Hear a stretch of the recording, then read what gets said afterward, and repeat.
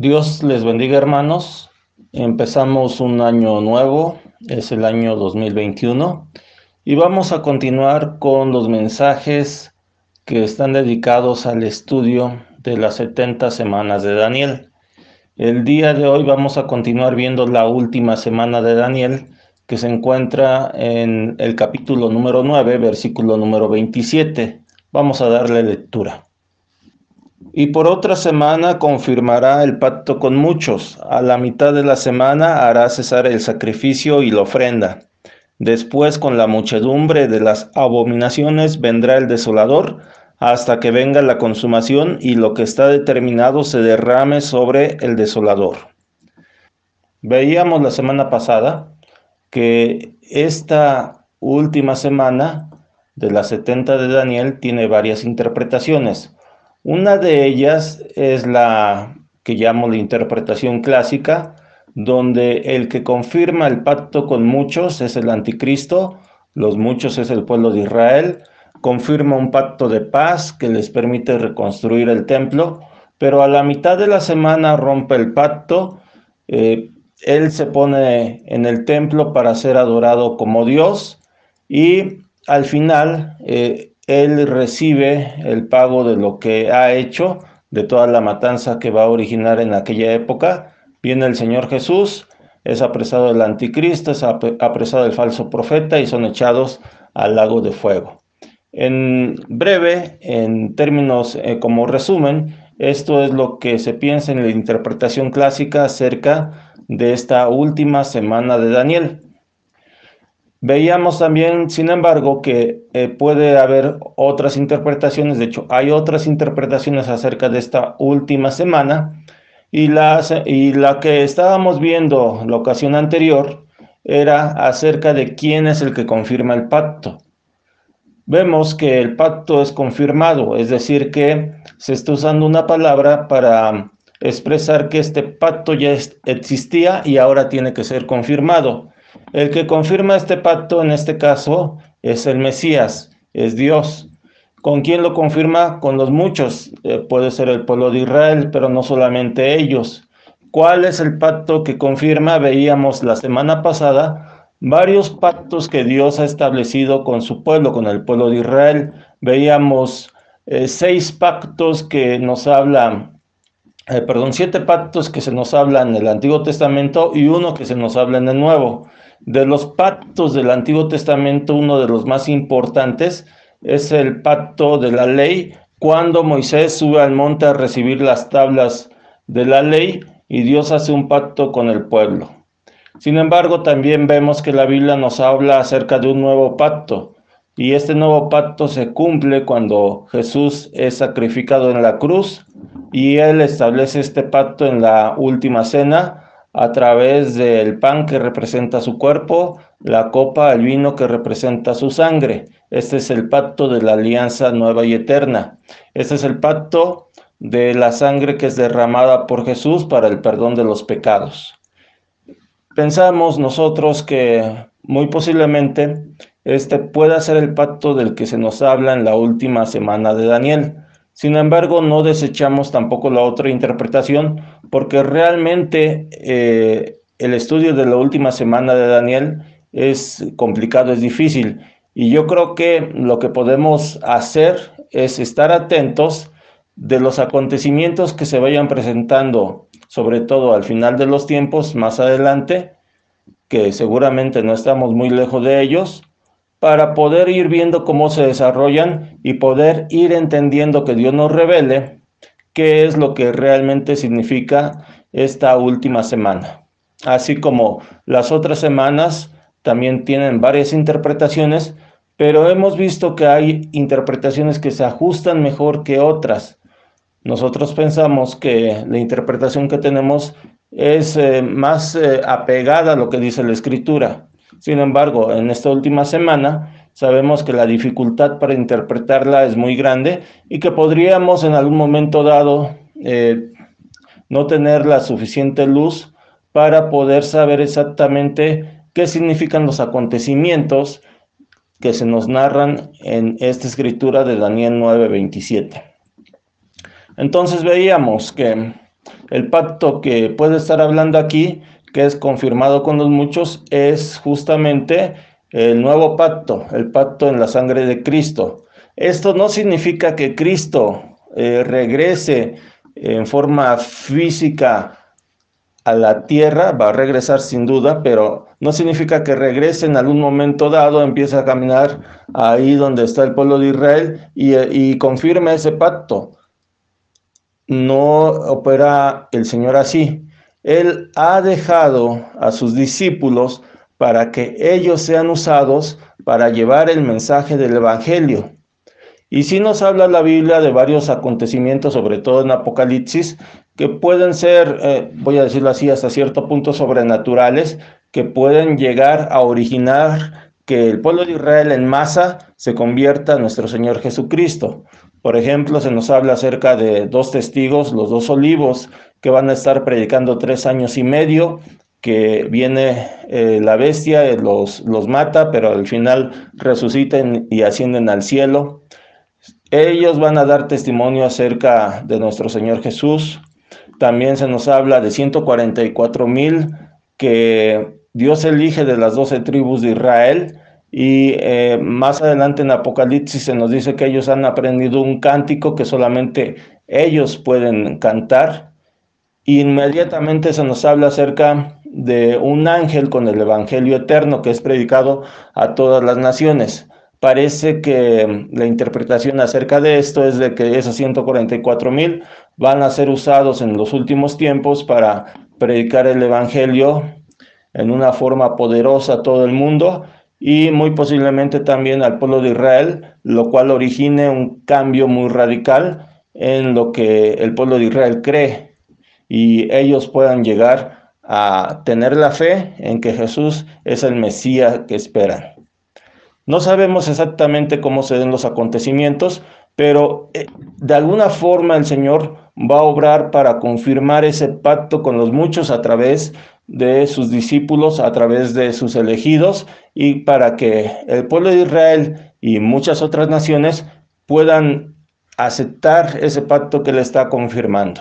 Esa es la interpretación que nosotros pensamos es la más correcta.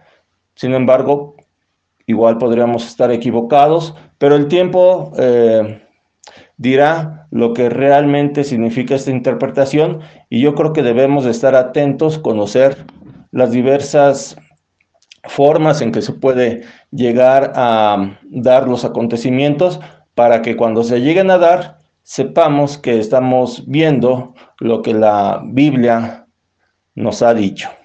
La siguiente parte de esta profecía de Daniel 9:27 nos dice lo siguiente: a la mitad de la semana hará cesar el sacrificio y la ofrenda.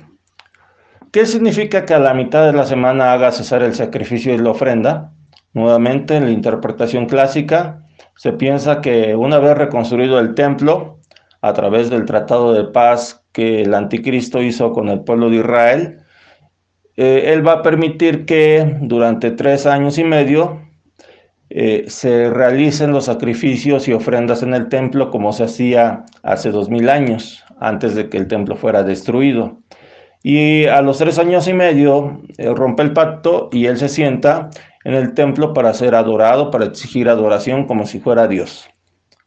Sin embargo, igual que la primera parte de la interpretación de esta profecía, no solamente existe esta visión, esta interpretación, hay otra. Si nosotros consideramos que el que hace el pacto es nuestro Señor Jesús, es el Mesías, el que confirma el pacto es nuestro Señor Jesús, entonces, ¿cómo podríamos entender que a la mitad de la semana hace cesar el sacrificio y la ofrenda? Realmente es una cuestión complicada el tratar este punto. Sin embargo, nos puede dar mucha luz el ver lo que en el hebreo significa sacrificio y significa ofrenda. Usando la Blue Bible, vemos que la palabra para sacrificio en el diccionario Strong es la H2077. que se pronuncia más o menos como Seba. Seba es una palabra que traducida al español, el diccionario Strong le da principalmente tres significados. Uno es sacrificio, otro es ofrendas y otro es oferta. Pero también podemos usar el diccionario Klein. En el diccionario Klein se nos dice que la palabra Seba significa en primer lugar sacrificio, como lo hemos traducido o como se ha traducido en la Reina Valera, pero también puede significar masacre, puede significar banquete o comida. Un derivado de esta palabra también se puede entender como matar. La palabra Seba se puede también traducir como matar. Entonces, vemos que principalmente podría tener dos significados. Uno es sacrificio y otro es masacre. Si nosotros vamos a la Wikipedia en hebreo, vemos que tiene tres posibles significados esta palabra. El primero es matanza con el propósito de ofrecer un sacrificio a Dios. El segundo es matanza para comer. Y el tercero es matanza para una comida sagrada que tiene tanto la cercanía a Dios como para comer. Entonces vemos que la palabra Seba significa tanto sacrificio como puede significar matanza. Ahora bien, la siguiente palabra importante que viene aquí a continuación es la palabra ofrenda, sacrificio y ofrenda. Ofrenda en el hebreo es, usando otra vez la Blue Bible, es la palabra Strong H4503, que se pronuncia minja. La palabra minja tiene el significado igualmente de ofrenda, presente, regalo, oblación, sacrificio, carne. Ofrenda, presente, regalo, oblación, sacrificio, carne. Tiene varios significados. El principal que se usa en la escritura es el de ofrenda. Sin embargo, también puede tener otros significados. Ciertamente, la traducción de sacrificio y ofrenda no es una traducción mala. De hecho, está respaldada por lo que nos dice el Salmo número 40 en el versículo número 6, donde se nos menciona sacrificio y ofrenda no te agrada. Has abierto mis oídos, holocausto y expiación no has demandado. En cuanto a la palabra que se usa aquí en hebreo en Salmos 47, es las mismas palabras que vemos en Daniel 9:27. Son las palabras, en este caso, de Seba y minja. Son exactamente las mismas palabras, por lo que parecería que el significado realmente es el de sacrificio y ofrenda, como lo da a entender Daniel 9:27. Sin embargo, en Salmos 46 se nos menciona otra palabra que en español es traducida como holocausto. Esta palabra holocausto igualmente, si usamos la Blue Bible y vemos su significado o la palabra Strong, esta palabra se traduce, como hemos visto al español, como holocausto, ascenso o subir. Es una ofrenda quemada entera. Esos son los significados que tenemos acerca de sacrificio y ofrenda, o que hacen equivalente a holocausto, o que se ofrecen también cuando se da un holocausto. Vemos que el significado puede variar. La palabra sebach puede significar matanza. La palabra minjach puede significar ofrenda, puede significar regalo, puede significar presente. Si Dios es el que establece el pacto, que significa que el sacrificio y la ofrenda sean cesados. Podría ser que Dios haga cesar los sacrificios y ofrendas del templo. Eso podría tener cierto respaldo bíblico, porque vemos, como dice aquí el Salmo 40, sacrificio y ofrenda no te agrada, has abierto mis oídos, holocausto y expiación no has demandado. Dios quiere un sacrificio y una ofrenda, pero que venga de corazón. Más que sacrificios y ofrendas, Dios quiere nuestro corazón. Por otro lado, sabemos que el sacrificio perfecto es el sacrificio de Cristo, por lo cual ya no tendría sentido los sacrificios que se hacían en el templo hace 2000 años. Dejaron de tener significado cuando Jesús murió en la cruz. Pero si esto es así, entonces, ¿por qué Dios haría cesar el sacrificio y la ofrenda en un segundo templo que se edificaría? Tal vez porque no tendrían sentido. O tal vez porque simplemente no significa el sacrificio y ofrenda que vemos que se entiende en el Salmo 40. Y no significa lo mismo que lo que se menciona en el Salmo 46 cuando se refiere a holocausto, una ofrenda quemada. De hecho, es inquietante el significado alterno que puedan tener estas palabras. Matanza en lugar de sacrificio, presente, ofrenda en lugar de justamente la palabra ofrenda, o holocausto. ¿Qué significado alterno actualmente tienen o tiene la palabra, por ejemplo, holocausto? Sabemos que actualmente la palabra holocausto se usa para algo muy diferente a lo que la Biblia nos quiere expresar. La palabra holocausto tiene un significado muy distinto. ¿Cuál es el significado de la palabra holocausto? ¿Qué es el holocausto? Para esto me voy a permitir leer de la página de Estados Unidos del Museo Memorial del Holocausto. Lo que nos dice esta página acerca de qué es el holocausto es lo siguiente. El holocausto es la persecución y aniquilación sistemática auspiciada por el Estado de los judíos europeos por parte de la Alemania nazi y de sus colaboradores entre 1933 y 1945. Los judíos fueron las víctimas principales. 6 millones fueron asesinados.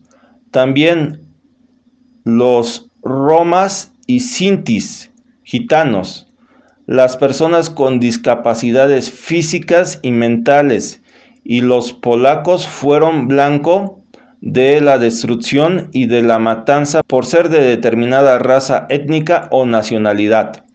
Otros tantos millones de personas, entre ellos homosexuales, testigos de Jehová, prisioneros de guerra soviéticos y disidentes políticos, también fueron víctimas de opresión y muerte en la Alemania nazi. Para conocer más detalles sobre el Holocausto, podemos consultar la Enciclopedia del Holocausto que el museo tiene sobre este tema, la cual contiene artículos, fotografías, mapas y otros recursos. Esto es lo que nos dice el Museo del Holocausto, que significa el Holocausto. Justamente es algo inquietante que se mencione sacrificios y ofrendas, y también se menciona en el mismo versículo de Salmos 46 la palabra holocausto. Por lo menos así se traduce al español y al inglés del hebreo, de una palabra raíz hebrea. Pero igualmente, ¿cómo se empezó a usar esta palabra holocausto para referirse a la matanza que sucedió durante la Segunda Guerra Mundial? El Museo del Holocausto nos dice lo siguiente. ¿Cuál es el origen de la palabra holocausto? La palabra holocausto proviene del griego antiguo, holos, que significa todo, y kaustos o kautos, que significa quemado. Este término, que ya se utilizaba en el siglo V antes de nuestra era, puede referirse a una ofrenda ofrecida en sacrificio y consumida totalmente por el fuego, o a una gran destrucción de la vida, especialmente con fuego. Sin embargo, hacia la década de 1940 se iniciaba un proceso de cambio. Holocausto con H mayúscula o minúscula pasó a ser un término más específico debido a que era utilizado en traducciones israelíes de la palabra Shoah. Esta palabra hebrea fue utilizada a lo largo de la historia judía para hacer referencia a las agresiones contra los judíos, pero a fines de la década de 1940 se comenzó a utilizar frecuentemente para denotar el asesinato de judíos en Europa cometido por los nazis. Los judíos que hablaban yiddish utilizaban el término Krump, una traducción de Shoah al yiddish. La identificación de holocausto con Shoah se vio de manera muy clara en la traducción oficial al inglés de la Declaración de la Independencia de Israel en 1948, en las publicaciones traducidas del Yad Vashem en la década de 1950 y en la cobertura periodística del juicio de Adolf Eichmann en Israel en 1961. En pocas palabras, la palabra holocausto pasó a ser la que designaba acerca de la matanza que originaron los alemanes, los nazis alemanes, hacia el pueblo de Israel durante la Segunda Guerra Mundial. A la mitad de la semana hará cesar el sacrificio y la ofrenda, o a la mitad de la semana, podríamos traducir, hará cesar la matanza y la ofrenda. Sabemos que esta matanza que dio origen los nazis durante la Segunda Guerra Mundial, no solamente se trató de matar a los judíos, sino también de quemarlos en los hornos de Hitler. Esto pues es muy parecido a una ofrenda quemada, es una matanza que es quemada. Y sabemos que Hitler también tenía rituales ocultistas. Posiblemente no podremos saber nunca hasta qué punto esta matanza de judíos y otras etnias pudo haber sido considerada por Hitler como una ofrenda a sus dioses o a demonios, y en este sentido sería una matanza no solamente ritual, sino una matanza que alentó el mismo Satanás. Sabemos que Satanás es padre de mentira, pero también sabemos que es homicida desde el inicio. Hará cesar el sacrificio y la ofrenda. Tal vez pueda significar que Dios hará cesar la matanza y la ofrenda quemada, o un segundo holocausto que se pueda dar más hacia adelante al final de los tiempos. Este es el otro significado que puede tener esta segunda parte de este versículo, pero como les digo, es una posibilidad. Debemos de estar atentos a los acontecimientos que se darán hacia el final de los tiempos. Si no estamos aquí, estamos delante de la presencia de Dios, gloria a Dios, y sería mucho mejor. Pero si estamos aquí o alguien de los que ve este video está en esos momentos sufriendo persecución, viendo matanzas a un nivel que no se había visto desde la Segunda Guerra Mundial, y están otra vez reactivándose los hornos que se dieron durante la Segunda Guerra Mundial, los hornos de Hitler, posiblemente esté viviendo en la última semana de Daniel. El ser humano tiende a olvidar muy fácilmente. Actualmente vivimos una pandemia, pero aún hay personas que dicen que no existe. Más se dio en el año 2020, donde incluso personas muy preparadas dijeron que la pandemia no existía, que era un engaño. El ser humano tiende a olvidar muy fácilmente, porque esto mismo que estamos viviendo en nuestros días sucedió en 1918. Pero como esa generación ya partió, las nuevas generaciones vamos olvidando lo que aconteció. Aún en forma semejante, en nuestros días hay movimientos muy fuertes que dicen que el holocausto nunca sucedió, que es una mentira. Y seguramente si esto vuelve a acontecer desgraciadamente, las personas dirán que no es posible, que vivimos en el siglo XXI, que en el año 2021, 23, 25, 27 o en el año que se dé, no sabemos cuándo llega a suceder esto, si se llega a volver a dar. Dirán que no es posible que el ser humano esté haciendo cosas semejantes. Tenemos memoria muy corta. Pasan las generaciones y no revisamos nosotros lo que aconteció en el pasado, lo cual nos puede condenar a volver a cometer los mismos errores que cometieron generaciones anteriores. Sin embargo, Dios tiene el control de todas las cosas. Y si la interpretación que estamos dando es la correcta, Dios tiene todas las cosas bajo su control, y así como Dios hizo que se terminara la matanza y el sacrificio en el holocausto nazi, Dios seguramente hará que se termine la matanza y el sacrificio en un holocausto que pueda darse en el futuro.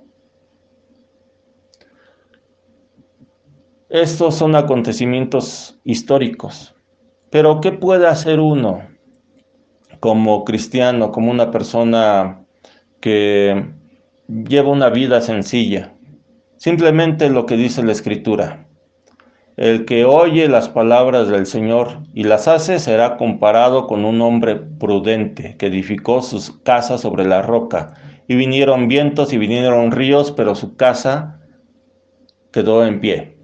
Sin embargo, aquellos que oyen la palabra de Dios y no la hacen, serán comparados con aquella persona que edifica su casa sobre la arena. Y vienen vientos y vienen ríos, y la ruina de aquella casa es muy grande. Escuchemos la palabra de Dios, aprendamos de ella, aprendamos de la historia que se ha vivido en el pasado. No cometamos los mismos errores. No seamos como miles, millones de personas que tienen una venda en los ojos, que no escudriñan la palabra, que no ven hacia atrás a la historia. Aprendamos de los errores de otros, aprendamos de los errores de otras generaciones, para que nosotros no cometamos los mismos errores.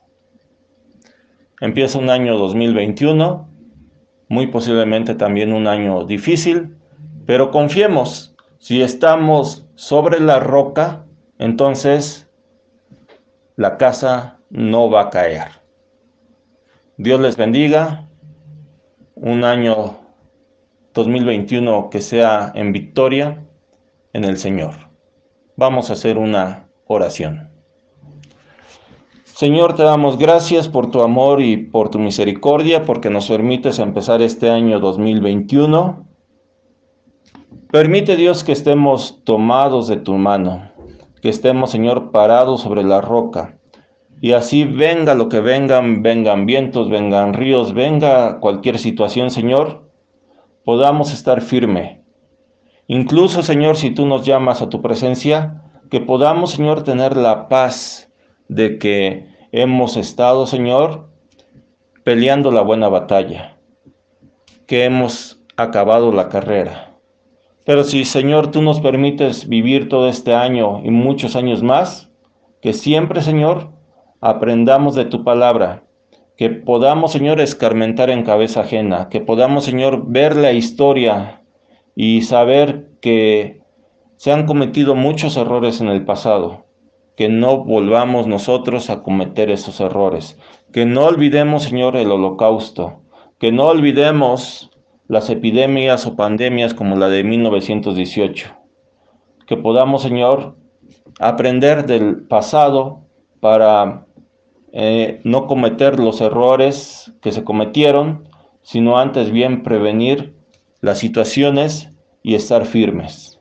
Bendice, Señor, a mis hermanos. Permite, Señor, que todos estemos tomados de tu mano y caminemos, Señor, siempre en tu camino.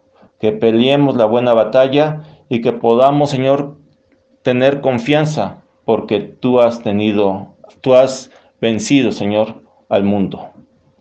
Gracias, Señor, te damos y esto te lo pedimos en el nombre de nuestro Señor Jesús. Amén. El Señor les bendiga.